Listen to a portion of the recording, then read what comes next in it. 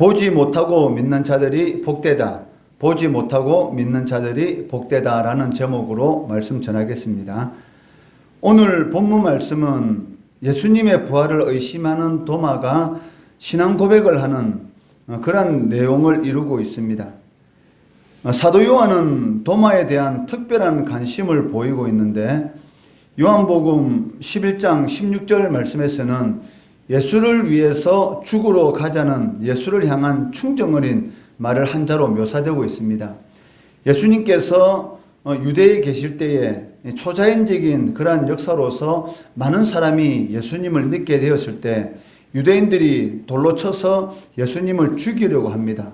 그때 예수님께서 요단강을 건너서 유대를 떠나고 계신 그 시점에 다시 예수님께서 유대로 가자라고 할 때에 그때 도마가 하는 말이 예수를 위해서 우리도 함께 죽으러 가자라는 그러한 예수님을 사랑하는 그런 마음으로 충정 어린 말을 한 사람으로 묘사되고 있고, 요한복음 14장 1절로 4절 말씀에서는 예수님께서 초소를 예비하러 가신다라는 그 말을 듣고 나서 이 말은 예수님의 십자가 순환을 의미하는 그런 말인데도 불구하고 예수님께서 가시는 그 길이 어떤 길인지 우리가 어떻게 알겠느냐라는 그런 어리석은 반응을 보이기도 했습니다. 사도 요한이 도마의 이러한 면들을 소개하는 것은 이 도마가 다분히 인간적인 그런 면들이 있지만 부활하신 예수님을 만나고 난 이후에 어떻게 도마가 변화되어 가는지 그러한 과정들을 보이기 위함이었다는 것입니다. 24절 말씀을 보시면 그 사도 요한은 도마에 대해서 이 장황한 그런 표현을 사용해서 도마를 소개하고 있는데 그 중에 이 초반절 말씀해 보시면 12제자 중에 하나로서 디두모라 불리는 도마라고 소개하고 있습니다. 이처럼 길게 이 도마에 대해서 사도 요한이 소개하는 그 이유는 아마 초대교회 당시에 이 도마의 사도성에 대해서 의심하는 그런 자들이 있었기 때문이다라고 짐작할 수 있다는 것이죠. 이 사도 바울이 서신을 보낼 때마다 서신 제일 처음에 기록한 내용이 무엇입니까? 그 하나님의 뜻대로 부르심을 받은 즉 예수 그리스도 안에서 사도된 바울은 항상 사도 바울이 그 편지를 보내면서 처음에 기록한 내용들이 바로 그런 내용이죠. 그리스도 안에서 사도된 바울은 즉 이 바울에 대한 자신은 예수 그리스도로 말미암아 하나님의 뜻 안에서 사도가 되었다. 그러니까 인간적인 어떠한 것에 의해서 자신이 사도가 된 것이 아니라 하나님의 뜻 안에서 사도된 자가 바로 나다라는 그런 내용들을 강조하는 것을 보게 됩니다. 그 이유가 무엇이냐면 이 바울의 사도성에 대해서 의심하는 그런 사람들이 있었다는 것이죠. 왜냐하면 사도 바울은 예수님의 12제자 안에 들어가 있는 사람도 아니고 또 예수님을 핍박하는 그러한 자라는 그러한 소문들이 초대교회 당시에 있었고 그러한 여러 가지 내용들로 인해서 바울 사도의 사도성에 대해서 의심하는 그러한 자들이 있기 때문에 교회에 편지를 보낼 때마다 강조하는 그 내용이 바로 그런 부분들이죠. 하나님의 뜻대로 부르심을 받은 그 종인 사도 바울은 이러한 내용들을 주로 기록하는 것을 볼 수가 있는 것처럼 사도 요한이 이 도마를 소개하면서 이처럼 장황한 표현을 사용해서 이 도마를 소개하는 것은 초대교회 당시에 이 도마의 사도성에 대해서 의심하는 그런 자들이 있었기 때문이다라고 볼 수가 있다는 것입니다. 그렇지만 도마는 부활하신 예수님을 직접 목격하고 난 이후에는 예수님에 대한 위대한 신앙 고백을 하였을 뿐만이 아니라 그 전설에 의하면 그 인도에까지 가서 예수님을 전하다가 즉 복음을 전하다가 순교하였다라고 전해지고 있습니다.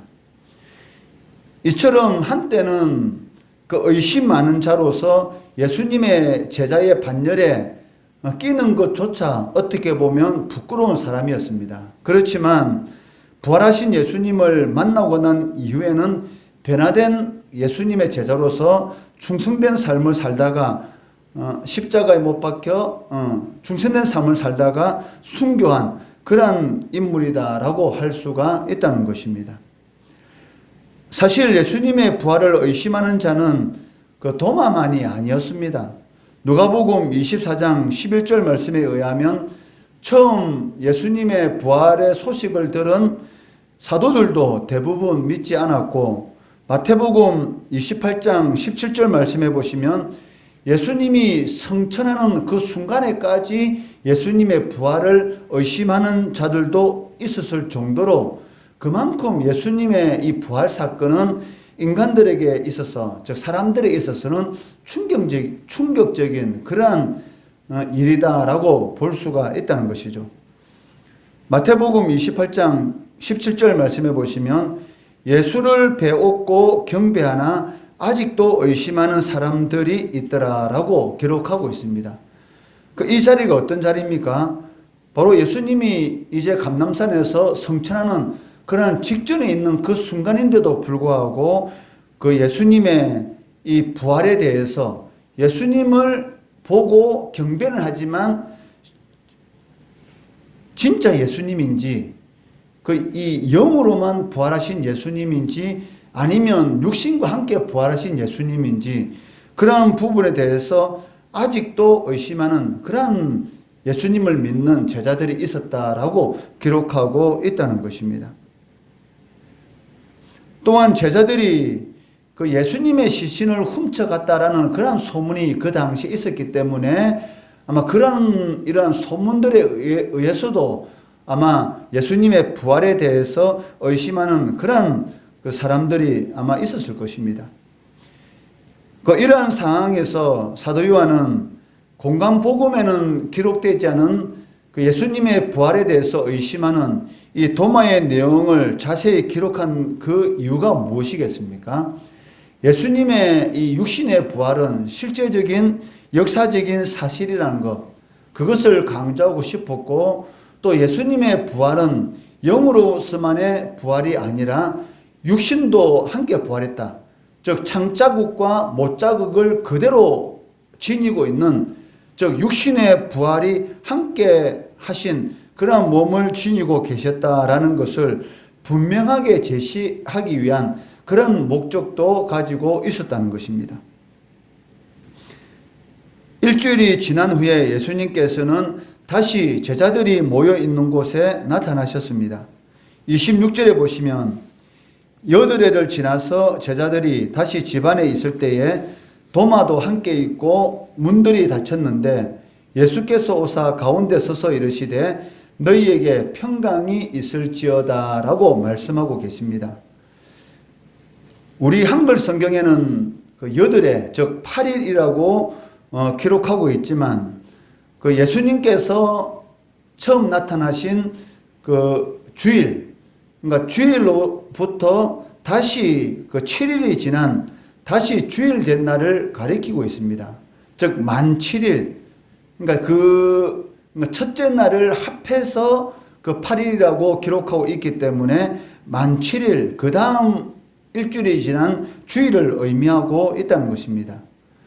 이때 예수님께서는 그 도마만이 아니라 거기에 있는 제자들, 그리고 그 이후로 예수를 믿는 모든 신자들에게 그 선택을 요구하고 계십니다. 27절 말씀해 보시면 도마에게 이르시되 내 손가락을 이리 내밀어 내 손을 보고 내 손을 내밀어 옆구리에 넣어보라. 그리하여 믿음 없는 자가 되지 말고 믿는 자가 되라 라고 말씀하고 계십니다. 주님께서 제자들에게 그리고 그 이후로 예수를 믿는 모든 사람들에게 요구하시는 그 선택이 무엇입니까? 믿음 없는 자와 믿는 자 중에 하나를 선택하라는 것이죠. 즉 신앙과 불신앙 이 사이에 중간지대는 없다라는 것을 분명히 하고 계신다는 것입니다. 하나님과 재물을 겸하여 섬길 수는 없느니라. 즉 재물을 다른 말로 말하면은 이 재물이라는 이 단어가 이 만몬이라는 즉 그 신의 의미를 지니고 있기 때문에 하나님을 섬길 것인가 우상을 섬길 것인가 즉 겸하여 섬길 수는 없다는 것이죠. 저 중간지대 해색지대는 없기 때문에 신앙과 불신앙 사이 믿는 자와 믿음 없는 자 이 둘 사이에서 너희들이 어떠한 선택을 할 것인가 라는 것에 대해서 주님께서는 27절 말씀을 통해서 요구하고 계시다는 것입니다. 이러한 그 사실들이 이 요한복음에는 상당히 많이 나타나고 있습니다. 즉 믿는 자와 믿지 않는 자들의 모습들이 선명하게 대조되는 그러한 내용들이 요한복음에는 많이 기록되어 있다는 것이죠. 요한복음 4장에 보시면 사마리아 여인에 대한 내용이 나오고 있는데 사마리아 여인은 예수님을 만나고 난 이후에 믿는 자가 되었습니다. 그렇지만 이어지는 5장과 6절에 나오는 유대인들은 베데스다 연못에서 38년 된 병자가 치료함을 받는 그러한 기적적인 역사를 보았으면서도 불구하고 예수님을 믿지 않는 즉 불신자로 계속 남아있는 그러한 내용들이 기록되어 있습니다. 그리고 요한복음 9장에 보시면 날 때부터 소경된 자가 치유함을 받고 예수님을 믿는 자로 나타나고 있지만 이 날 때부터 소경된 자가 치료함을 받은 것을 목격했으면서도 불구하고 예수님을 믿지 않는 자로 끝까지 예수님을 대적하는 자로 남는 그런 유대인들의 모습이 기록되고 있다는 것이죠. 그러니까 요한복음에 이처럼 신앙과 불신앙, 믿는 자와 믿지 않는 자들의 이러한 내용들이 지속적으로 이 대조되는 그러한 모습들이 나타나고 있는 그 이유가 무엇이냐면 그 사도 요한이 요한복음을 기록할 때는 이 황제 숭배에 대한 그러한 고난과 핍박 그리고 초대교회에 상당히 많은 그 어려운 일들, 즉 이단들로 인해서도 어려운 일이 있었고 또 황제 숭배로 말미암아서 이런 많은 고난과 핍박 그런 일들이 있었기 때문에 성도가 진정으로 지향해야 될 것이 무엇인가? 너희들이 믿는 자가 될 것인가? 아니면 믿지 않는 자로 남아있을 것인가? 그 둘 중에 하나를 택하라는 것이죠. 그것을 사도 요한은 지금 우리들에게 또 그 당시 초대교회 성도들에게 요구하고 있다는 것입니다. 도마는 부활하신 예수님을 직접 만나게 되자 이제는 창자국과 못자국을 만져볼 필요도 없이 모든 의심이 사라지게 되었고 나의 주, 나의 하나님이시다라는 그런 위대한 신앙 고백의 말을 외치는 것을 보게 됩니다. 도마의 이 고백 후에 예수님은 그 믿는 자들에게 그 좀 더 높은 그러한 신앙을 촉구하고 있습니다. 29절에 보시면 예수께서 이르시되 너는 나를 본고로 믿느냐 보지 못하고 믿는 자들은 복되도다 라고 말씀하고 계시다는 것이죠. 이 말씀이 의미하는 것은 무엇입니까?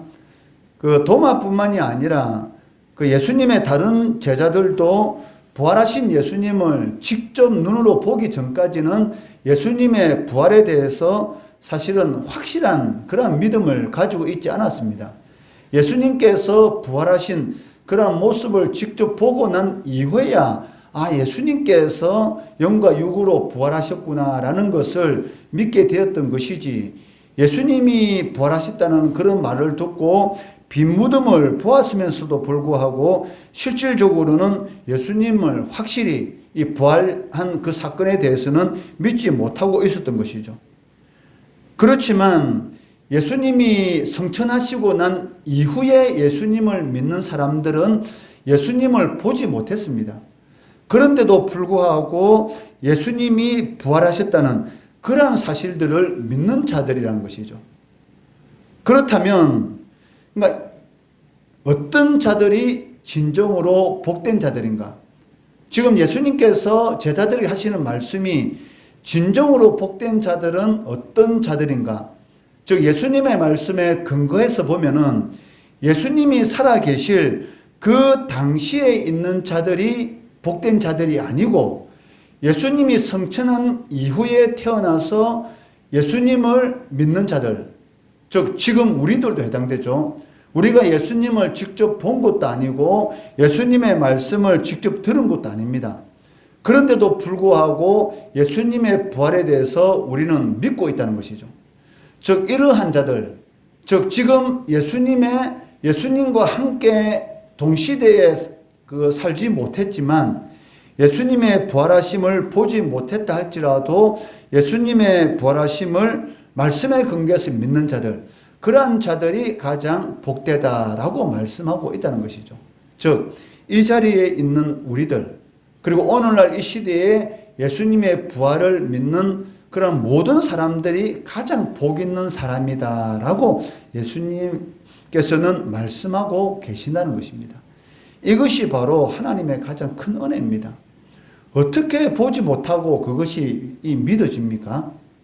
예수님이 하나님의 아들이시고 예수님이 하나님이신데 인간의 육신을 입고 처녀인 마리아의 몸에서 태어났다는 것, 그리고 예수님께서 나의 모든 죄와 허물을 대신해서 십자가에 못 박혀 죽으심으로 말미암아 나의 모든 죄의 값을 치루어 주었기 때문에 나는 하나님의 심판대 앞에 섰을 때에 비록 나는 죄인이지만 하나님께서는 내 속에 있는 그 예수 그리스도를 보시고 나를 의인으로 취급해 주셔서 천국으로 나를 인도해 주신다는 것, 이러한 것들이 어떻게 이렇게 믿어집니까?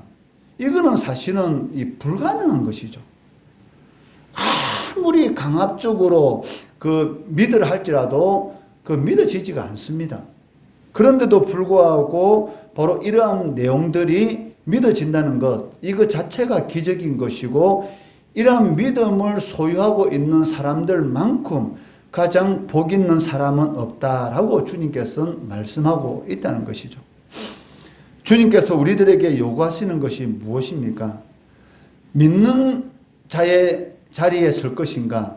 아니면 믿음 없는 자의 자리에 설 것인가? 라는 것을 요구하시고, 특히 오늘날 주님께서 요구하시는 이 말씀이 우리들 마음에 더 와닿지 않습니까? 오늘날 이 시대는 믿음 생활하기가 너무나 어떻게 보면 어려운 그런 시대라고 말할 수가 있습니다. 물론 코로나 사태로 인해서도 그러한 부분들이 있지만 그 이전부터 많은 환경들, 이런 과학적인 부분들이라든지 우리의 믿음을 흔드는 그런 세상적인 것들, 이런 것들이 얼마나 우리를 믿음 없는 자로 만들려고 그 마귀는 수단과 방법을 가리는지 모릅니다. 그렇지만 어떤 상황 가운데 있을지라도 보지 못하고 믿는 자들이 복되도다. 이러한 복을 주셨는데 이러한 복을 걷어차는 그런 어리석은 일을 하면 안 된다는 것이죠. 보지 못하고 믿는 그런 복을 받은 자로서 믿음 없는 자가 아니라 믿는 자로서의 하나님의 그 은혜를 누리는 그런 삶을 살아갈 수 있는 성도 되시기를 주의 이름으로 축원합니다.